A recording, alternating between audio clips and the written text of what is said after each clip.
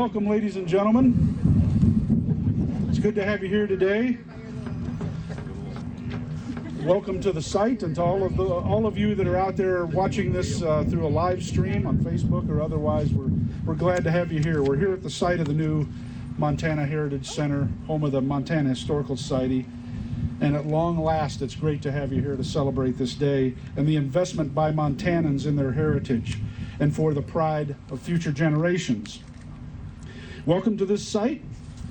You're going to see a lot of activity here over the next few months, and you'll get a little bit of a preview of what it's going to look like as we go forward here. The first initiative by the Montana legislature to bring this project to reality was in 2005. Now 15 years later, we begin... Maybe you could lift up a little bit. All right, try that.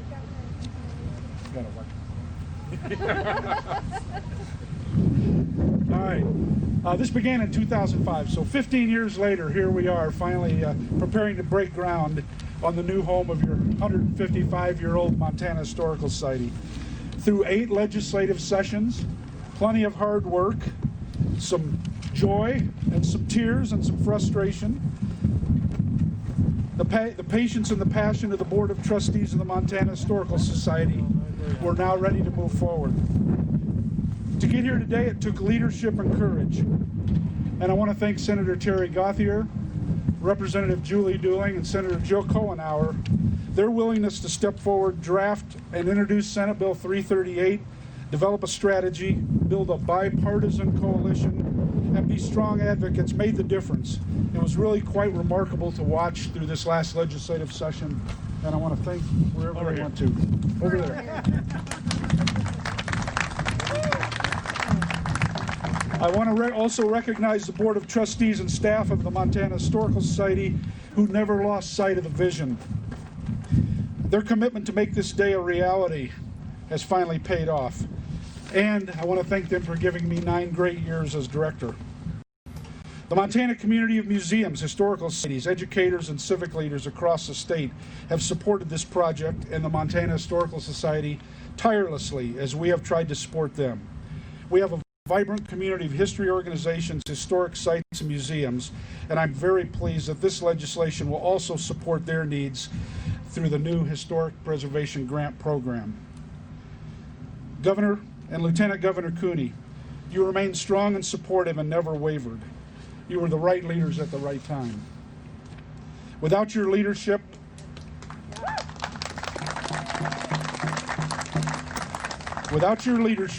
and a signature on Senate Bill 338, this would have continued to been kicked down the road, and that kicking that can is over.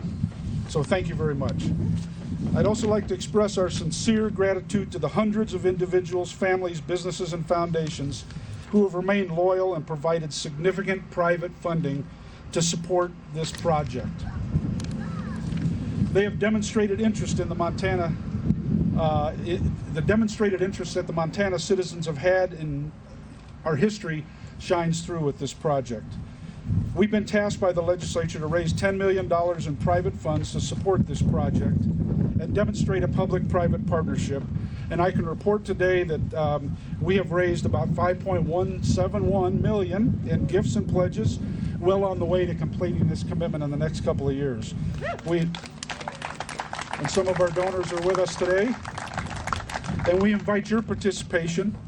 And I think you'd agree it'd be fun to walk into this Heritage Center years from now with your children or grandchildren and point to your name on the wall. And finally, I'd like to say how proud I am of Montana right now. Together, we've made an investment in our shared heritage, our rich stories that have shaped our state, and each of us, the celebration of our native people and the thousands of years that they've been on this land, and the pride that we all have in being Montanans. We're celebrating our own stories. We're investing in our tourism economy, creating jobs for Montanans, building up our communities, and showing our friends, neighbors, and the world of the pride that we have in our state. I promise you this: you will one day visit the Montana Heritage Center with your children or grandchildren and beam with pride that you were here this day and a part of this effort. For all of that, we celebrate today, and I thank each and every one of you.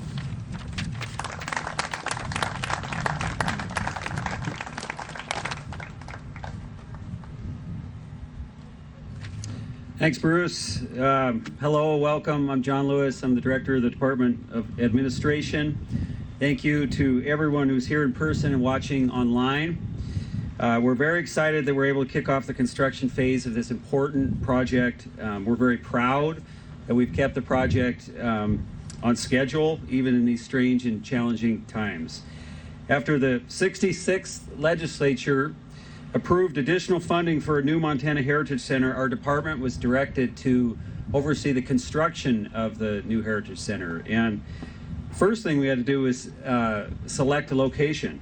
So we organized a building committee.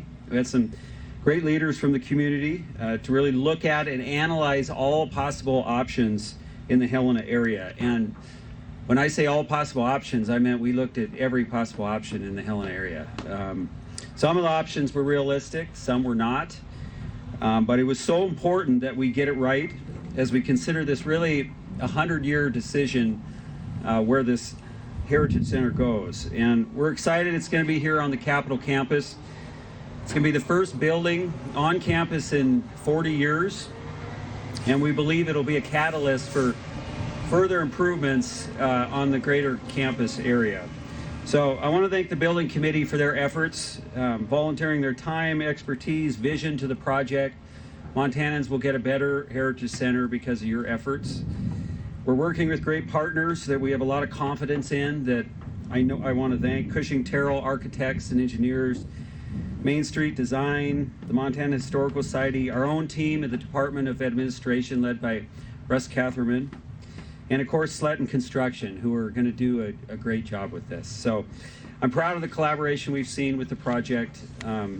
It's going to be a great Heritage Center, and I'm honored to introduce to you our next speaker, someone who's put a lot of effort into this over the years, knows all the in and outs, and that's our Lieutenant Governor, Mike Cooney. Thank you.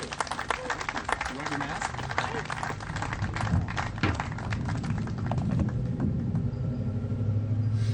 Well, thank you, Director Lewis. Thanks for all of you who are joining us today, whether in person or online. I want to welcome our senators and representative who were so instrumental in making sure this got done. Thank you for your work.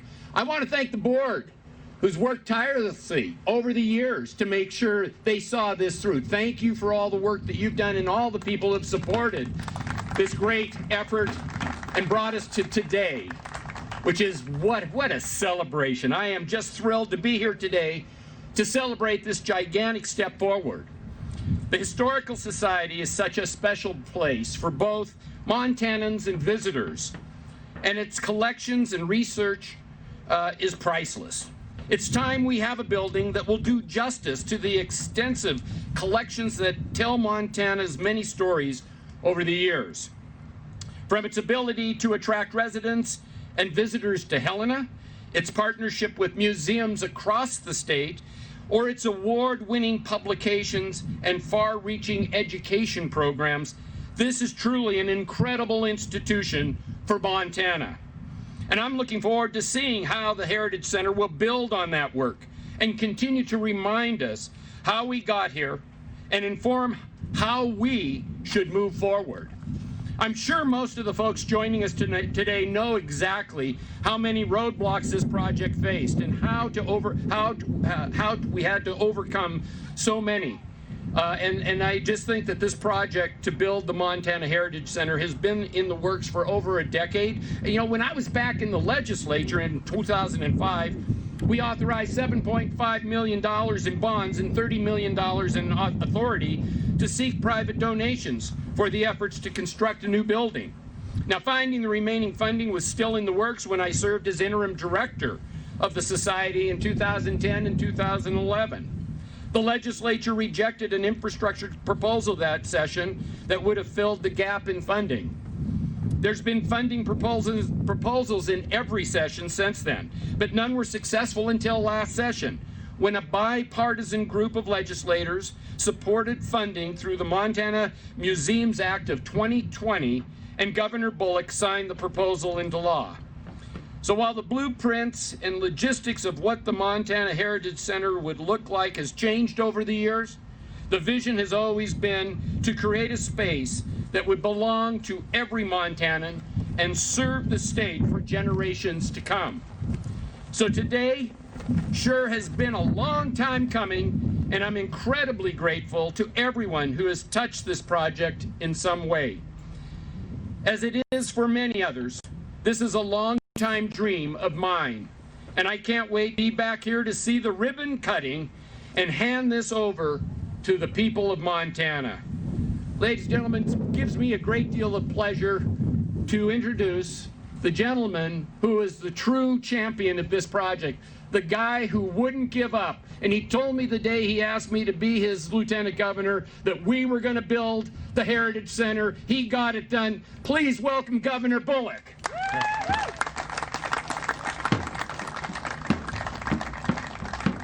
Thanks, Lieutenant Governor. And this is a day of celebration. Welcome, and thank you for being here as we really do mark the next chapter in building a home for Montana's richly diverse history, a home that's welcomed all Montanans. And I, like the board, like Bruce, like everyone who's been working on this for so long, I'm so excited to put shovels to dirt on a project that's been years in the making. You know, today's an opportunity to look forward and prepare for a future also where we can resume sharing what makes Montana such a great place to live, work, and play. We often think of looking to the past for lessons about how we can confront the challenges of today. When I think about what we're building here at the Heritage Center, I see a place where visitors from across our state, our nation, and even the world can gather and come together and learn from who we are and where we come from. Montanans and our guests around the world can learn from our adversity and the struggles we've endured, the mistakes at times we've made, and the times in which we've risen above the challenges to strive for better. The vision for who we can be in the future really has also been built into this process, bringing together diverse voices from across our state, from east and west, north and south, our tribal nations, men and women, young and old. It will be reflected right here. Those voices will shape its architecture and landscaping, the way that our mountains and our plains and those winding rivers have shaped each and every one of us. This building design also looks to the future by incorporating sustainable features that will showcase the ingenuity and the values that make Montana such a special place. If Montanans are anything, we're practical. We build our homes and our communities to endure. This building will embody that by using innovative designs that will save the state millions of dollars in the long term. We also know that in these really extraordinary times, we have a responsibility to keep each other safe. We've worked to ensure that this job site, keeping workers safe, will be a top priority. And in doing so, we're demonstrating how we can put Montana and Montanans back to work and do so safely, protecting workers while keeping our economy moving forward. Our state's mountains, valleys, rivers, and plains, they not only shape who we are as Montanans, we also know that they draw visitors here. 12.6 million of them last year came to our state. This Heritage Center will share the stories of all Montanans with the rest of the world. There's that $3.8 billion industry in our state of tourism. Investing in tourism will not only help our economy recover, but grow. Over a third of the visitors last year that came to Montana said they came here to visit historical sites and museums. And Montanans deserve to have our history on display in what truly will be a world-class facility. This new museum, and it's Montana's museum, will showcase our capacity for greatness, as well as our common humanity. But history isn't just about the past. It also reminds us that we've worked together before to overcome obstacles and gives us hope that we can do so again in the future. I do find it fitting that the place that was ultimately chosen for the building, the place where we come together today to work out our differences, which would be the Capitol, is next door to the place where we'll all go to remember how the place that we love, which is Montana, really does tie us together. So I'm pleased to be a part of kicking off construction for the new Heritage Center. And I think that Bruce and others underscored, we often look at, as we throw dirt or cut ribbon, as like, well, that's the celebration. But it doesn't always reflect all the hard work of people from all across the state that went in to making today a reality. It was a long journey. Decades from now, no one will care about how many times we thought we could get it through the legislature or how many times members of the board were making phone calls. What they'll see is Montana's promise, captured both by our history and our future. Our kids and our grandkids and future generations of Montana will thank us for investing in protecting our heritage and indeed theirs. Now I'd like to invite Steve Lozar, board member for the Historical Society and member of the Confederated Salish, Kootenai, and Pend Oreille tribes, to come offer a blessing for this project. Steve.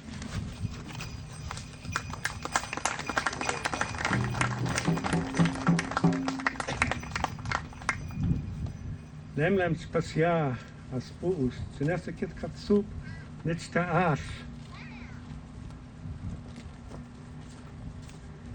Our few blessings and greetings from all of our tribal people across the state and from all Montanans that work to put this place together. I'm humbled to be able to say just a few words and to do this traditional blessing, humbled following the leaders that just spoke. We are lucky here in Montana. We are blessed. We are blessed with multicultures, and with those cultures we want to come together and celebrate our diversity here in our home state. So what I'm going to do today, I was asked and honored to do what we call a ground blessing, not a ground breaking, and there's much difference in that. The ground blessing is really a time when we give back and we ask for forgiveness. And so with that, I will explain what we do. We will use smoke, we will use fire, we will use water, and we will use dirt and tobacco. And so I'll explain each of those as we go along. So please join in, connect with your spoos, connect with your hearts as we do this today.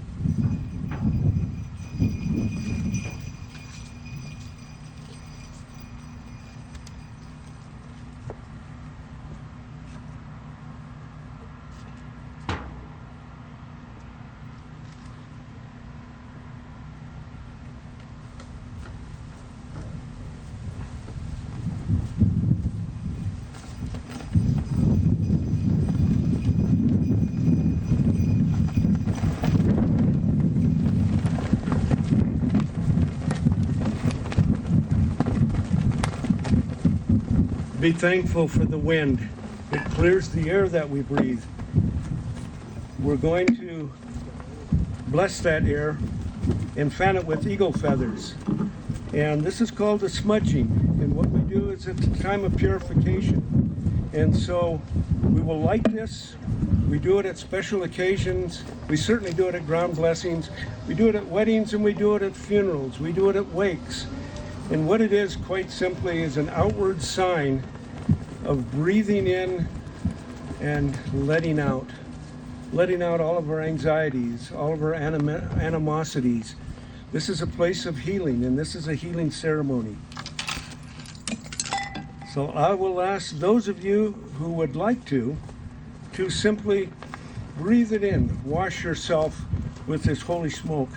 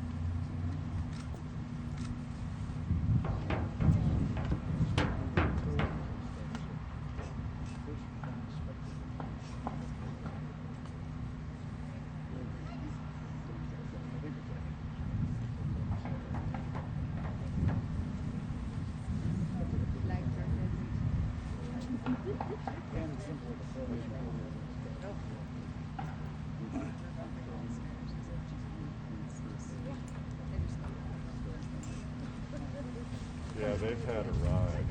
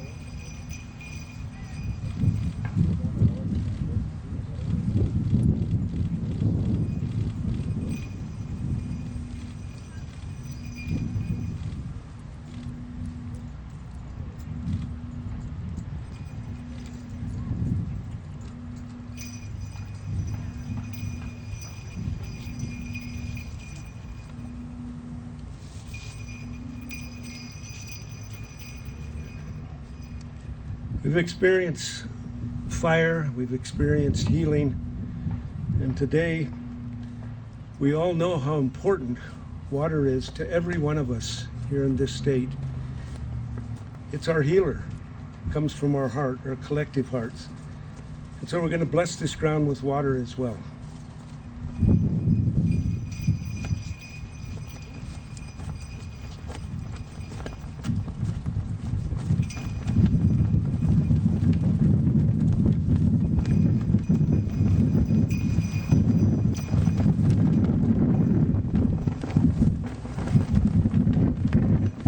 Finally, we'll take the earth that we came from. This is holy ground. This is the ground where our ancestors, all of us, tread. This is the place, this is the ground where the bones of our ancestors lie. And we connect with them in this very special way. We scattered the dirt that came from this site, remembering that it was our nations that crossed through here on the way to the buffalo grounds. We have some of our souls buried right here, as I said. And so one of the things that we've always done is we take a little bit of dirt, and I'll do it ceremoniously today, dirt from this very ground, and we'll take it back in. And you take it in as a sign of unity, that everyone that walks into this place walks in with equality, walks in with a pure heart, and finds what this ground and this place really is. And that's a place of discovery, where we discover who we are, how we connect, and we can look and see how we've connected in the past. We can take joy and pride in the things we've collectively done well, and we can learn from our mistakes. And so with that, I'll offer a traditional prayer that speaks to all of this. Aleo kolsich masket ukwerse as plaska semchexem kulchot stiti bus as tintel skiskuli at stilietse kolsich masket kai wel tials kwasiket atskmen kail kwir wel ultempilikes og she hette ke kesem teye ke sem we welt Comiat Sehej. Lemnem Specia Aspos. Thank you. Thanks, Steve.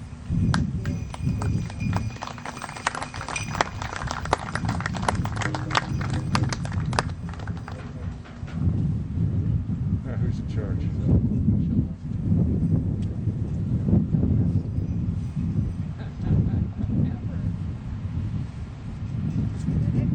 What are you in? Okay.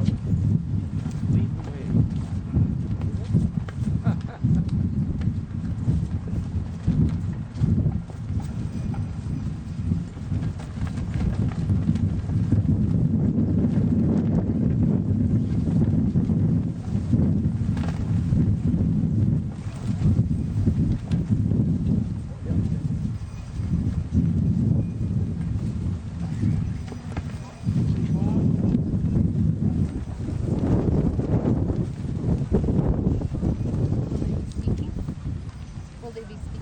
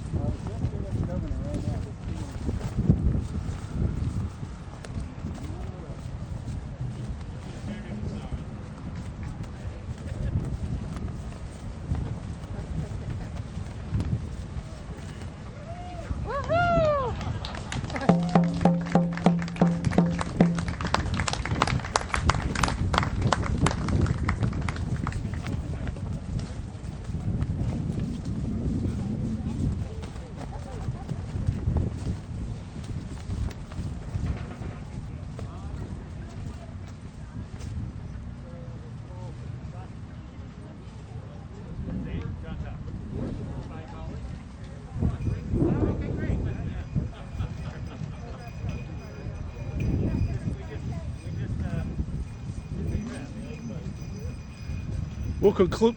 Hold on.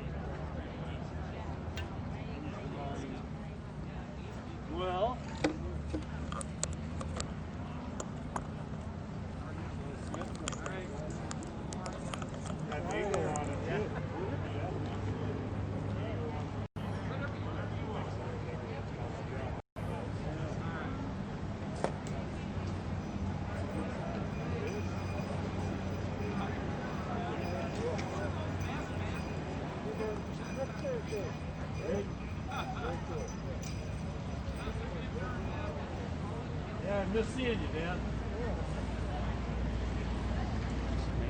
Hey, John, how you doing? Good, good, how are you?